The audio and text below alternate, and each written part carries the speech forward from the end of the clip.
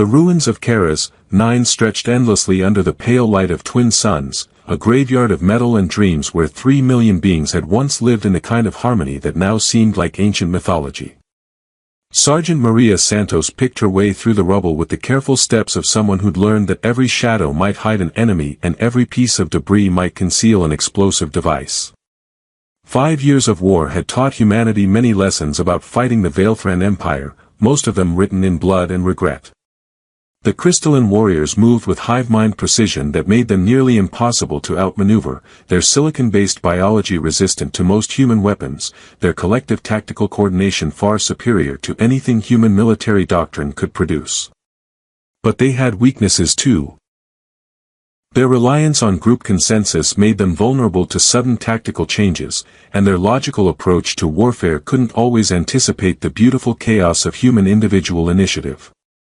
Maria's reconnaissance squad moved through the devastated commercial district with practiced silence, their mission parameters simple enough to recite in their sleep: gather intelligence on Veilthran troop movements, identify strategic targets for the upcoming offensive, avoid contact with enemy forces. Standard pre-assault reconnaissance, the kind of mission Maria had completed dozens of times across half a dozen contested worlds. The difference was that this time, everyone knew it might be the last mission any of them ever completed.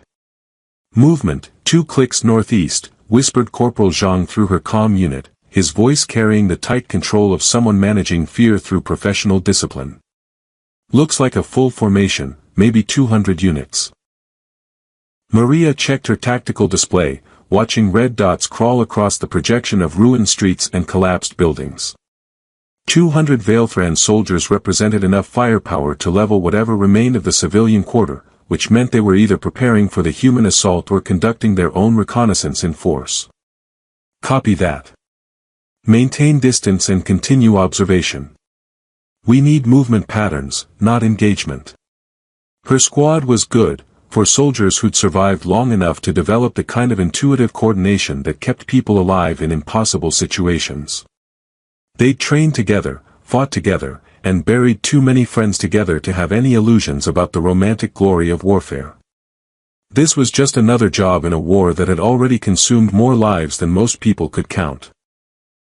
The civilian quarter had been evacuated months ago, when it became clear that Kara's 9 would become another battlefield in the endless conflict between human expansion and Veilthran territorial integrity. Most buildings stood empty, their windows dark, their contents either looted or destroyed by the ongoing artillery exchanges that had reduced much of the settlement to architectural rubble. Maria was halfway through what had once been a marketplace when she heard it, a sound so out of place in the devastated landscape that she initially dismissed it as audio hallucination brought on by stress and too little sleep. Crying. Soft, rhythmic, with harmonics that didn't quite sound human. She stopped, raising her hand to halt her squad while she tried to identify the source. The sound came again, definitely real, definitely close, and definitely not from any of her soldiers. Sarge. Zhang's voice carried question and concern in equal measure. Hold position. I'm checking something. Following the sound led her away from the main street into a section of collapsed residential buildings where families had once lived in the kind of interspecies cooperation that the war had made impossible to imagine. Human and Veilthran architecture blended in ways that suggested genuine cultural exchange, crystalline growing structures integrated with metal frameworks, bioluminescent gardens mixed with hydroponic systems. All of it was rubble now, testament to the efficiency with which both species had learned to destroy what they'd once built together. The crying was definitely coming from beneath a partially collapsed apartment complex, and as Maria got closer, she could see the distinctive flicker of crystalline bioluminescence through gaps in the debris. Her training screamed warnings about booby traps, ambushes, and the 1,000 ways that investigating strange sounds in contested territory could get soldiers killed. But the sound was so small, so frightened, so obviously coming from something that was hurt and alone. Maria had been a medic before she'd been a reconnaissance specialist, had joined the military to save lives rather than end them. 5 years of war had required her to do plenty of the latter, but it hadn't managed to completely erase the instincts that made her good at the former. Zhang, maintain overwatch. I'm investigating a possible civilian survivor. Sarge, protocol says. Protocol says a lot of things. I'm investigating. She approached the collapsed structure with weapons ready but not aimed, alert for signs of trap or ambush while simultaneously trying to appear non-threatening to whatever was trapped beneath the debris. The crystalline flickering was definitely Veilthran bioluminescence, probably from someone young based on the frequency patterns she'd learned to recognize during intelligence briefings. Moving carefully through the unstable rubble, Maria found what she was looking for in a small pocket of space beneath a support beam that had prevented the upper floors from completely crushing the lower level. A Veilthran child, maybe the equivalent of 8 or 9 human years based on its size, was trapped beneath a piece of fallen masonry that pinned its lower crystalline segments to the ground. The child looked up at her with faceted eyes that reflected fear and pain in colors that needed no translation. Its bioluminescent skin flickered in rapid, distressed patterns that Maria's briefings had taught her indicated severe physiological stress. "Hey there," she said softly, setting down her rifle and pulling out her medical kit. "Let's see what we can do about getting you out of here." The child's response was a stream of crystalline harmonics that sounded like wind chimes in a storm, obviously distressed but also carrying undertones that Maria interpreted as hope. She'd spent 5 years learning to identify Veilthran tactical communications, but this was the first time she'd heard one of them simply asking for help. Working to free the child required careful coordination between structural engineering and field medicine, as moving the wrong piece of debris could bring down more rubble while leaving the pinning masonry in place could cause permanent damage to the child's crystalline matrix. Maria found herself talking continuously as she worked, partly to keep the child calm and partly to manage her own stress as explosions from the advancing battle grew steadily closer. "Easy there, sweetheart. I know it hurts, but we're going to get you free and fix you up. My name's Maria. I'm pretty good at fixing things, even when I have no idea what I'm doing." The child responded with what sounded like attempts to repeat her name, the crystalline equivalent of Marie, creating musical harmonics that somehow made the ruins around them seem less hopeless. It took nearly 20 minutes to safely extract the child from the debris, and another 15 to stabilize the fractures in its crystalline structure using techniques Maria had learned for treating human bone breaks adapted for silicon-based biology. The child bore the treatment with remarkable courage, its bioluminescence shifting to patterns that Maria interpreted as gratitude. "There we go," she said, carefully lifting the child in her arms. "Much better. Now let's figure out how to get you somewhere safe." That was when she realized that the explosions had stopped, replaced by an ominous silence that meant the battle had moved much closer than she'd anticipated. And from the tactical display on her comm unit, it was moving directly toward their position. Maria looked down at the Veilthran child in her arms, then at the advancing red dots on her screen, and realized that her simple act of medical assistance was about to become significantly more complicated than treating crystalline fractures in a combat zone. The child looked up at her with trust that transcended species barriers, and Maria Santos found herself making a choice between following orders and following conscience that would change the course of the war. The Veilthran child's injuries were more complex than Maria had initially realized, requiring her to improvise medical techniques she'd never been trained for while explosions continued to echo from increasingly nearby positions. The child's crystalline matrix showed hairline fractures that could spread through its entire biological structure if not properly stabilized, and its bioluminescent patterns indicated dehydration and nutritional deficiency that suggested it had been trapped for several days. "Okay, little one," Maria murmured, checking her medical supplies against problems she'd never imagined having to solve. "Let's see what we can figure out about keeping crystal-based life forms healthy." Her field medical training had covered everything from treating plasma burns to performing emergency surgery with improvised tools, but Veilthran physiology had always been theoretical knowledge gleaned from intelligence briefings rather than practical experience. She knew they photosynthesized for primary energy but required mineral supplements for structural maintenance, that their nervous systems were distributed throughout their crystalline matrix rather than centralized like human brains, and that their young were particularly vulnerable to structural damage. What she didn't know was how to provide appropriate care using human medical supplies designed for entirely different biological requirements. The child watched her work with obvious curiosity, its distressed flickering gradually settling into steadier patterns as it began to trust her intentions. When Maria offered it water from her canteen, it responded with crystalline harmonics that she interpreted as gratitude, though it couldn't actually drink in any way she recognized. "Right," she said, thinking aloud while she worked. "You probably absorb moisture differently. Let me try this." She poured water slowly over the child's crystalline skin, watching with fascination as the liquid was absorbed directly through its surface, causing its bioluminescence to brighten noticeably. The child's response was obvious relief, its pain flickering diminishing as proper hydration began restoring its biological functions. "Marie," it said in its musical voice, the sounds carrying undertones of contentment that needed no translation. "That's right. Maria. And you are." She pointed to the child, then to herself, hoping the gesture would translate across species barriers. "Cathainer," came the response, along with a light pattern that seemed to be the visual equivalent of its name. "Cathainer. That's beautiful. Now, Cathainer, we need to figure out how to get you somewhere safe." The problem was that, somewhere safe, was rapidly becoming a theoretical concept. Maria's tactical display showed Veilthran forces advancing from the east while human artillery prepared for bombardment from the west. The civilian quarter was about to become a battlefield, and Maria was caught in the middle with an injured alien child who couldn't move quickly enough to evacuate before the shooting started. Her comm unit crackled with increasingly urgent updates from her squad and command structure. "Santos, report position and status," came Zhang's voice, tight with controlled concern. "I'm mobile, treating civilian casualties," she replied, technically accurate while avoiding specifics that might complicate an already impossible situation. "Sarge, we've got multiple enemy formations converging on this sector. Command wants immediate extraction to avoid being caught in the bombardment zone." Maria looked down at Cathainer, who had begun making what she interpreted as distressed questioning sounds.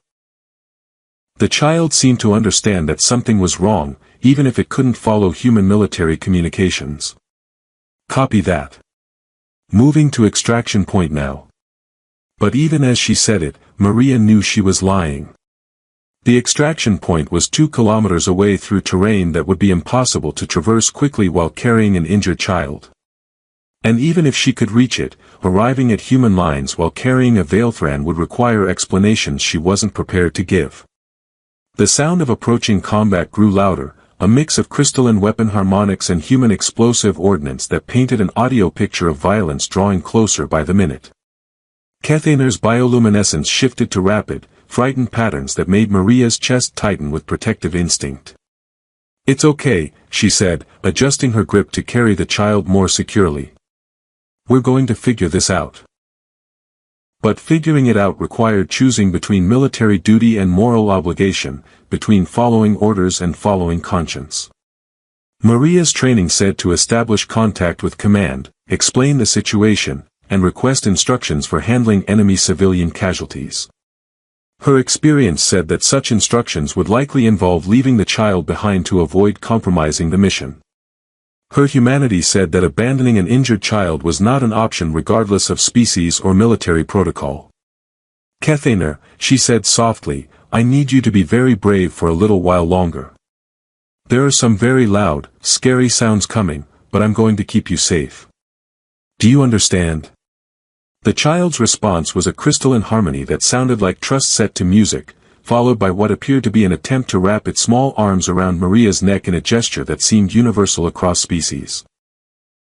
The first artillery shells began falling 3 blocks away, sending up clouds of dust and debris that turned the air into a choking fog of pulverized civilization. Maria moved toward what had once been a municipal building, its reinforced structure offering better protection than the residential ruins around them. She was halfway there when the first Veilthran scouts appeared at the end of the street, their crystalline forms moving with the fluid coordination that made them such effective soldiers. Maria froze, realizing that she was about to be caught between advancing enemy forces and the artillery barrage that was designed to stop them. Cathainer must have seen them too, because its bioluminescence suddenly shifted to rapid, excited patterns while it made sounds that were obviously attempts at communication. The child was calling to the soldiers, recognizing them as its own people, seeking rescue from the kind alien who had helped it. Maria watched the Veilthran scouts approach, knowing that her choice to save one child was about to put her in a situation where survival was no longer a reasonable expectation. But looking down at Kethaner's trusting face, she found that she couldn't regret the decision. Some things, she realized, were more important than following orders or surviving to fight another day. Some things were worth choosing compassion over caution, even when the consequences were impossible to predict. The Veilthran scouts moved closer, their weapons ready but not yet aimed, apparently as confused by the situation as Maria was terrified by it. Behind them, more soldiers were approaching, and behind those, the distinctive crystalline formations that indicated command-level personnel. Maria held Kethaner closer, preparing for whatever came next, and discovered that facing death while protecting someone else felt entirely different from facing it while fighting an enemy. It felt like the right choice, regardless of the outcome. The Veilthran advance scouts stopped so abruptly that their crystalline forms actually rang like struck bells, their bioluminescent patterns shifting through what Maria's intelligence training recognized as profound confusion mixed with something that might have been shock. The lead scout, a tall figure whose crystal formation suggested senior rank, tilted its faceted head in a gesture that somehow conveyed the universal concept of, "What exactly am I looking at?" Maria remained perfectly still, acutely aware that any sudden movement could trigger a firefight that would certainly kill Kethaner and probably everyone else in the immediate vicinity. The child in her arms seemed to sense the tension, its own bioluminescence shifting to patterns that looked like attempts to communicate with the approaching soldiers. Kethaner Verthak Nalith, the child called out in crystalline harmonics that carried obvious excitement and relief. The response from the scouts was immediate and dramatic. Their weapon formations shifted from combat-ready to what appeared to be ceremonial positions, while their bioluminescent patterns exploded into rapid, complex communications that hurt to look at directly. Maria didn't understand the content, but the emotional intensity was unmistakable. That was when her own squad arrived from the opposite direction, weapons raised and ready for engagement. "Sarge, step away from the hostile." Zhang's voice carried the sharp edge of someone prepared to start shooting at any moment. "We've got multiple enemy contacts in formation. Hold fire." Maria called back, her voice carrying every ounce of command authority she possessed. "Hold fire. I have a civilian casualty situation." "Ma'am, that's not a civilian, that's enemy personnel." "It's a child, Corporal. An injured child." The standoff that developed was unlike anything in Maria's military experience. Two opposing forces, each heavily armed and trained for lethal efficiency, frozen in perfect tension while a human medic stood in the middle holding a Veilthran child who seemed increasingly distressed by the confrontation surrounding it. The tactical situation became exponentially more complex when additional figures began emerging from the ruins behind the Veilthran scouts. These were larger, older, with crystalline formations that suggested not just military rank but cultural authority. Their approach carried the measured pace of beings accustomed to having lesser entities clear their path. And then she appeared, and Maria understood that everything about the situation had just changed in ways that military training had never prepared her for. Queen Lireleth was easily the largest Veilthran Maria had ever seen, her crystalline structure rising nearly 3 meters in height with formations so complex they seemed to shift and flow like living mathematics. Her bioluminescence was not the simple color patterns of the scouts, but intricate geometric displays that suggested communication methods far beyond anything human intelligence had documented. The Queen's presence caused immediate responses from every Veilthran in sight, their bioluminescent patterns shifting to synchronized displays that looked like light-based military protocol.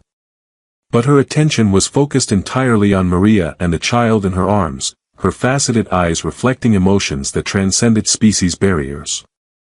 Kethaner's reaction was immediate and joyful, its crystalline harmonics shifting to what could only be described as delighted recognition.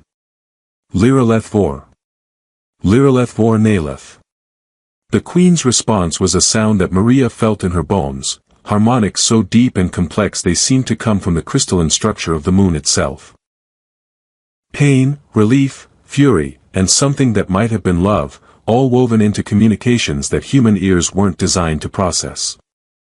"Santos," came Zhang's voice, tight with controlled panic, "we are seriously outnumbered here. Request permission to call for immediate artillery support." "Negative," Maria replied, never taking her eyes off Queen Lireleth, who was now approaching with movements that suggested barely contained violence. "Maintain position but do not engage without direct orders." The Queen stopped just outside arm's reach, her massive crystalline form towering over Maria while her bioluminescence shifted through patterns that definitely looked like interrogation. When she spoke, her voice carried harmonics that made the air itself vibrate. "Human soldier," she said in perfect standard Galactic that surprised everyone present, "you hold my offspring. Explain your actions before I decide whether to kill you quickly or slowly." Maria looked up at the Queen, then down at Kethaner, who was making soft harmonics that sounded like attempts to explain the situation in its musical language. The child's bioluminescence had settled into patterns that Maria interpreted as contentment and trust, obviously happy to be reunited with its parent but also somehow protective of the human who had cared for it. "Your Majesty," Maria said, falling back on diplomatic protocols she'd never expected to use in a combat zone, "I found Kethaner injured and trapped beneath rubble approximately 40 minutes ago. I provided emergency medical assistance and was attempting to ensure its safety when your forces arrived. You claim to have treated Veilthran injuries using human medical techniques. I adapted field medic training to address crystalline matrix fractures and dehydration." The child was in significant distress. Queen Lireleth's examination of her offspring was thorough and obviously knowledgeable, her crystalline appendages checking the areas where Maria had applied stabilization techniques. Kethaner submitted to the inspection with patient trust while continuing to make sounds that seemed designed to explain its recent experiences. "The treatment is competent," the Queen admitted, though her tone suggested surprise rather than approval. "Human medical knowledge should not be applicable to Veilthran physiology." "Life is life," Maria replied. "Pain is pain. When someone needs help, you help them." The Queen's bioluminescent patterns shifted to something Maria couldn't interpret, while Kethaner added its own commentary in rapid crystalline harmonics that seemed to carry considerable emotional weight. The child was obviously explaining something important, its gestures indicating Maria while its harmonics took on tones that sounded increasingly insistent. "My offspring informs me," Queen Lireleth said slowly, "that you protected it from falling debris during the rescue, shared your water when it was dehydrated, and sang to it when it was frightened." I'm not sure it was singing. I was just talking while I worked." Kethaner states that your voice patterns were soothing and contained emotional harmonics indicating genuine care. Maria glanced around at the frozen confrontation surrounding them, Veilthran soldiers on one side, her own squad on the other, weapons ready but held in check by the surreal nature of the situation. "Your Majesty," she said carefully, "your child was hurt and alone. I couldn't leave it there. You could have. Your military doctrine regarding enemy civilians is clear from our intelligence analysis. You were under no obligation to provide assistance. Some obligations don't come from military doctrine." Queen Lireleth's silence stretched long enough for another artillery barrage to echo from the next sector, a reminder that their standoff was taking place in the middle of an active battlefield. When she finally spoke, her voice carried undertones that seemed to resonate through the crystalline structure of every Veilthran present. "Human soldier Maria Santos," she said, having somehow learned her name through means Maria couldn't identify, "your actions require explanation that transcends military analysis. Why would you risk your own survival to assist the offspring of your enemy?" Maria looked down at Kethaner, who was watching the conversation with obvious interest despite not understanding the language being used. The child's trust was absolute, its bioluminescence steady and content in a way that suggested complete confidence in both its parent and the human who had rescued it. "Because," Maria said slowly, trying to find words for concepts she'd never had to articulate, "when you see someone who needs help, their species doesn't matter. Their politics don't matter. What matters is that they're hurt and you can help them. The Queen's response was a harmony so complex it seemed to come from multiple sources, though Maria gradually realized it was Queen Lireleth alone, producing sounds that human vocal cords could never create. Around them, every Veilthran soldier began responding with their own harmonics, creating a symphony of crystalline communication that painted the air with light and sound. When the music finally faded, Queen Lireleth looked down at Maria with an expression that conveyed both evaluation and something that might have been respect. "Human soldier," she said formally, "your actions have created a situation that requires unprecedented considerations." Before Maria could ask what that meant, the sound of approaching human vehicles announced that her standoff was about to become significantly more complicated. Queen Lireleth's next action was so unexpected that it took several seconds for anyone present to understand what they were witnessing. With movements that carried ceremonial weight, she reached for the crystalline blade that served as both weapon and symbol of her authority, a formation of living crystal that had been grown rather than forged, its bioluminescent core pulsing with energies that spoke of power beyond mere military significance. The Veilthran soldiers' response was immediate shock, their harmonics shifting to patterns that Maria's intelligence training identified as alarm and confusion. Whatever their queen was doing, it violated every protocol they understood.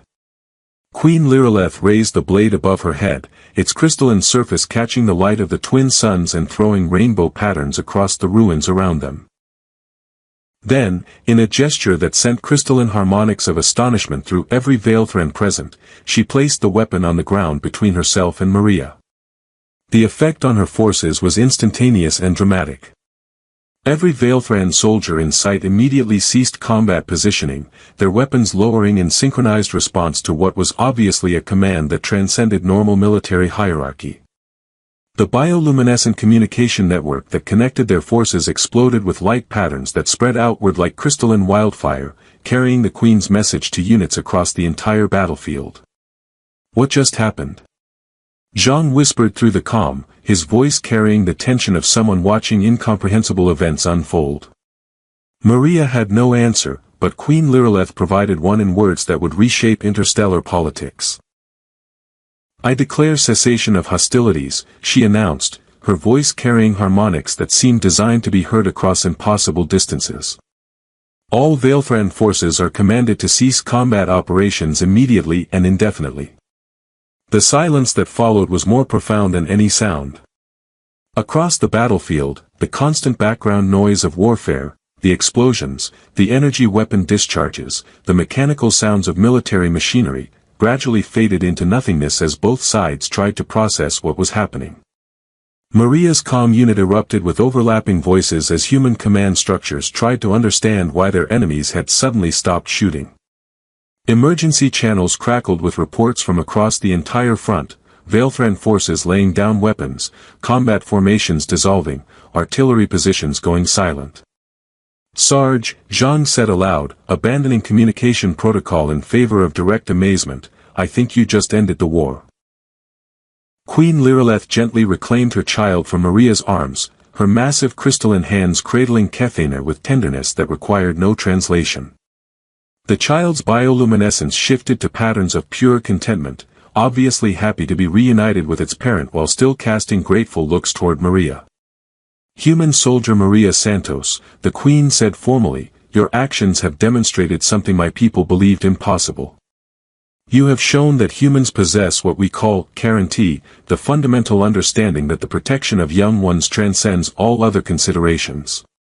Your Majesty, I was just. You were risking your life to save the offspring of your enemy. In Veilthran culture, this represents the highest possible moral achievement. It proves that humans are capable of the ethical evolution necessary for peaceful coexistence." Maria looked around at the frozen battlefield, where soldiers from both species stood in stunned silence trying to understand how 5 years of brutal warfare had just been suspended by one soldier's decision to help an injured child. "The war," she said slowly, "is it really over?" "The war is over," Queen Lireleth confirmed.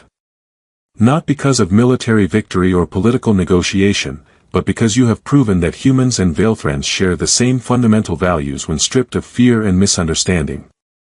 The arrival of human command vehicles interrupted the conversation, bringing Colonel Harrison and his staff to witness firsthand the most unprecedented development in military history. The colonel's approach was cautious, his eyes taking in the scene of Valethran soldiers standing peacefully while their queen conversed with a human medic. "Sergeant Santos," he said carefully, "can you explain the current tactical situation?" "Sir, I provided medical assistance to an injured Valethran civilian. Queen Lireleth has declared a cessation of hostilities based on cultural considerations that I don't fully understand." Colonel Harrison looked from Maria to the towering queen to the crystalline blade still lying on the ground between them. "Your Majesty," he said, falling back on diplomatic protocols that had never been tested in active combat zones, "are you indicating a desire for formal peace negotiations?" "Colonel Harrison," Queen Lireleth replied, demonstrating knowledge of human command structures that suggested extensive intelligence gathering, "I am indicating that peace negotiations are no longer necessary. Your soldier has provided proof that our species share compatible moral frameworks. The war ends now. With respect, Your Majesty, ending a 5-year conflict requires more than individual actions, however admirable. There are treaties to negotiate, territorial disputes to resolve, reparations to consider." "Colonel," the Queen interrupted, her harmonics carrying notes that suggested gentle amusement, "you misunderstand the nature of Valethran society. We do not engage in warfare for territory or resources. We fight only when we believe another species represents a fundamental threat to our young. Sergeant Santos has proven that humans will protect Valethran offspring even at personal risk. This eliminates the foundational concern that initiated hostilities." Maria found herself at the center of a conversation that was reshaping galactic politics in real time. "Your Majesty, I need to understand something. The war started because you thought humans were a threat to Valethran children?" "The war started because initial human expansion into Valethran space included several incidents where human forces failed to provide assistance to Valethran civilians in distress. Our cultural analysis concluded that humans lacked the fundamental empathy necessary for peaceful coexistence. We believed you were a species that would sacrifice the innocent for tactical advantage." Colonel Harrison's expression shifted to something that might have been embarrassment. Those early colonial missions, the standing orders, were to avoid contact with alien civilians to prevent diplomatic complications. Orders that resulted in Valethran younglings dying while human soldiers followed protocol rather than providing assistance, Queen Lireleth confirmed. "We interpreted this as evidence of species-level moral deficiency." "And now?" Maria asked. "Now we have proof that human moral instincts are compatible with Valethran values. You chose to help my offspring despite military orders, species differences, and personal danger. This demonstrates that humans possess, guarantee, the understanding that protecting the innocent is more important than following rules." The implications were staggering. 5 years of warfare, millions of casualties, entire worlds devastated, all because of a fundamental misunderstanding about human moral priorities. "The peace," Colonel Harrison said slowly, "what would it look like? Immediate cessation of all hostilities. Withdrawal of forces to pre-war boundaries. Establishment of joint committees for handling civilian emergencies that might involve both species. And formal recognition of Sergeant Santos as the first human guardian, a position that exists to ensure such misunderstandings never occur again." 6 months later, Maria stood in the memorial garden on Karas 9, where crystalline trees grown by Valethran biotechnology intertwined with earth flowers planted by human colonists. The garden marked the spot where the war had ended, where a simple act of compassion had proven more powerful than years of military strategy. Cathaner, fully recovered and growing rapidly in the way of young Valethrans, played among the memorial flowers while its parent conducted the monthly review of joint human Valethran civilian assistance protocols. The child had become something of a celebrity, the living symbol of peace between species, though it seemed more interested in the bioluminescent butterflies that human geneticists had created as gifts for their former enemies. Guardian Maria, Queen Lireleth approached with the stately grace that had made her such an effective military commander and now made her an equally effective peace negotiator. The quarterly reports show remarkable progress in interspecies cooperation. It's amazing what people can accomplish when they're not trying to kill each other, Maria replied, watching Kethaner attempt to communicate with a butterfly through crystalline harmonics. The Council of Worlds has formally requested that you address their assembly next month. Your perspective on conflict resolution through individual moral action has apparently inspired policy changes across multiple species. Maria smiled, remembering the cargo pilot who'd crashed an alien wedding and accidentally become a cultural ambassador. Funny how small actions can have large consequences. Not so small, the Queen corrected gently. You chose to see my child as a being worthy of protection rather than an enemy to ignore. That choice ended a war. That choice proved that the universe is capable of producing beings who will choose compassion over convenience, even when it costs them everything. It didn't cost me everything. It gave me everything. She looked around the memorial garden, where humans and Veilthrans worked together on projects that would have been impossible before one frightened child had trusted a human soldier to carry it to safety. Their collaboration had produced innovations in medicine, agriculture, and technology that neither species could have achieved alone. Kethaner still asks about you constantly, Queen Lireleth mentioned. It has requested permission to learn human languages so it can properly thank you for what you did. It already thanked me. Every time I see the two of you together, every time I watch human and Veilthran children playing in the same gardens, every time I realize that choosing to help someone created more good than I could have imagined. The Queen's bioluminescence shifted to patterns Maria had learned to recognize as deep contentment.